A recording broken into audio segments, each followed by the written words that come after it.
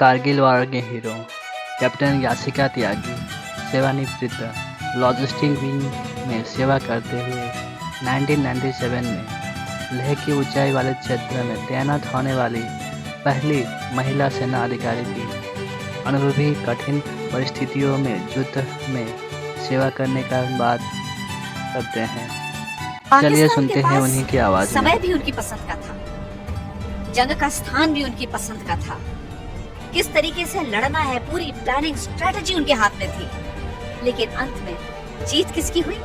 भारतीय सेना की। तो ये है भारतीय सेना की हिम्मत, हौसला और ट्रेनिंग। मैं कारगिल की लड़ाई में हिस्सा लेने वाली भारत के लॉजिस्टिक्स विंग से पहली महिला अफसर, एक औरत के नाते अगर मैं आपको बताऊं तो ये जंग के मेरे लिए कई और मायने थे।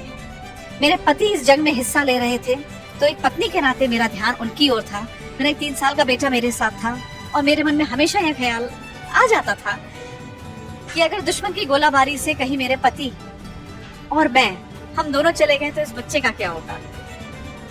और एक 6 महीने का बच्चा मेरे पेट में उस समय पल रहा था और शायद उसके बारे में सोचने का तो मेरे पास समय भी नहीं था।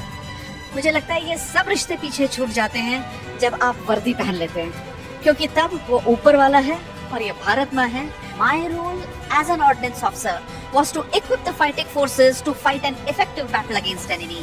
गोला बारूद, हर तरीके का गोला बारूद, यानी बड़ी बड़ी गन्स, बोफोर्स गन से लेकर उनके राइफल्स और कार्बाइन्स तक। तो एक फौजी तब तक लड़ाई कर सकता है जब तक उसके बंदूक में गोली है और उसके पेट में रोटी है। और यही दोनों चीजों का काम लॉजिस्टिक्स का है। जंग के समय ना सोने का समय था, ना रेस्ट करने का समय था, ना खाना खाने का समय था।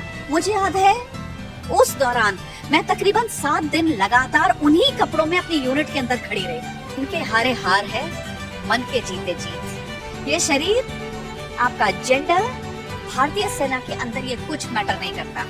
From day 1 you are a leader. From day 1 आप सेम वर्दी पहनते हैं। फ्रॉम डे 1 आपके कंधों में वही स्टार्स लगते हैं। पहले दिन से ही आप वही सैल्यूट करते हैं और वही सैल्यूट आपको मिलता है।